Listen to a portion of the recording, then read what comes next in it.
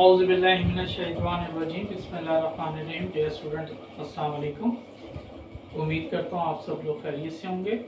Dear student, last lecture के अंदर हमने पार्टनरशिप की डेफिनेशन और उसके फीचर्स को डिस्कस किया था। आज के लेक्चर में हम पार्टनरशिप एग्रीमेंट के हवाले से डिस्कस करेंगे। लेक्चर स्टार्ट करते हैं।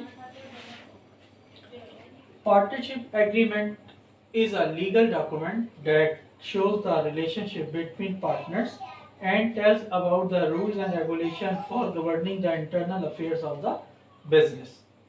Dear student, partnership agreement से मुराद एक ऐसा मुआहदा है जिसके तहत हम पार्टनरशिप बिजनेस के जो पार्टनर्स हैं उनके दरमियान ताल्लुक वाज़े करते हैं और कारोबार के अंदरूनी मामलात को चलाने के लिए रूल्स एंड रेगुलेशंस डिफाइन करते हैं।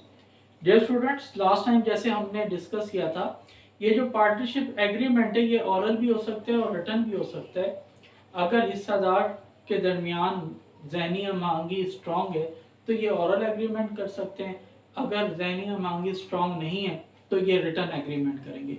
जो बेहतर कंडीशन क्या है कि आपका जो एग्रीमेंट है वो रिटन और रजिस्टर्ड होना चाहिए। डियर स्टूडेंट्स, जो पार्टनरशिप बिजनेस है उसके जो एग्रीमेंट है उसके कुछ अहम नुकात हैं, कंटेंट्स हैं, जिसमें पहला है name of business.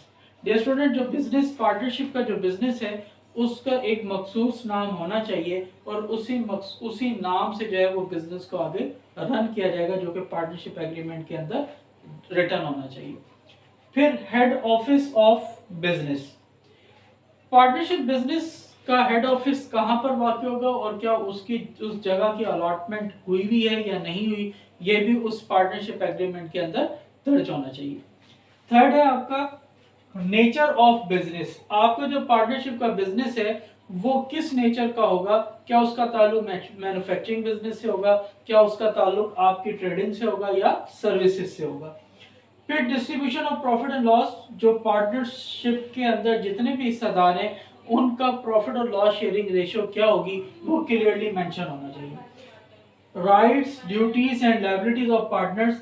Partnership agreement के अंदर ये वाज़ेह तौर पे बयान होना चाहिए कि जो पार्टनर्स हैं उनके क्या क्या हकूक होंगे, उनके क्या क्या फ़राइज़ होंगे और उनके ऊपर क्या क्या जिम्मेदारियां होंगी। Salary of partners. Partnership business के अंदर क्योंकि कंट्रोलिंग फंक्शंस पार्टनर्स खुद परफॉर्म करते हैं तो लिहाजा ये क्लियरली मेंशन होना चाहिए कि जब पार्टनर्स कंट्रोलिंग फंक्शन परफॉर्म करेंगे तो फिर पार्टनर्स को कितनी सैलरी जो है वो पे की जाएगी, पे की भी जाएगी या नहीं की जाएगी, अगर की जा रही है तो किस टाइप ऑफ पार्टनर को हम कितनी सैलरी पे करेंगे। फिर कैपिटल ऑफ ईच पार्टनर। हर हिस्सेदार कितना सरमाया लेकर आएगा। याद रखिएगा कि पार्टनरशिप बिजनेस के अंदर कैपिटल जो है वो इक्वल इन्वेस्टमेंट जरूरी नहीं है। पार्टनर्स जितना चाहें वो इन्वेस्टमेंट कर सकते हैं और अगर चाहें तो नॉन कैश इन्वेस्टमेंट भी की जा सकती है। अगर कोई हिस्सेदार कारोबार में नया दाखिल होता है तो उसका क्या तरीकेकार होगा, अगर पुराना हिस्सेदार कारोबार को छोड़कर जाते हैं तो उसका क्या प्रोसीजर होगा, ये क्लियरली मेंशन होना चाहिए। पार्टनरशिप बिजनेस के अंदर अगर हिस्सेदारों के दरमियान झगड़ा होता है तो उस झगड़े को सॉल्व कौन करेगा, उसे हम आर्बिट्रेशन कहते हैं, ये क्लियरली मेंशन होना चाहिए। जो पार्टनरशिप बिजनेस है उसके अंदर जो कैपिटल इन्वेस्टमेंट है उस कैपिटल इन्वेस्टमेंट पर कितना इंटरेस्ट हर पार्टनर को पे किया जाएगा ये क्लियरली मेंशन हो, और न 6% जो है वो कंपलसरी लॉ है। हर हिस्सेदार पूरे साल के अंदर अपने इन्वेस्टमेंट में से कितना पर्सनल एक्सपेंस जाती इस्तेमाल के लिए रकम निकलवा सकता है, इससे हम ड्राइंग्स ऑफ पार्टनर्स का नाम देंगे, तो ये भी आपके एग्रीमेंट के अंदर मेंशन होना जरूरी है। डियर स्टूडेंट्स, ये हमारी चीदा कंटेंट्स ऑफ पार्टनरशिप एग्रीमेंट थे जो कि अमूमन हर जो है वो हिस्सेदार पार्टनरशिप करते वक्त अपने माइंड में रखता है और उसको एग्रीमेंट के अंदर दर्ज करवाता है। डियर स्टूडेंट, इंशाल्लाह नेक्स्ट लेक्चर के अंदर हम कॉरपोरेशन के हवाले से डिस्कस करेंगे। मुझे उम्मीद है आपको मेरे लेक्चर समझ आ रहे होंगे।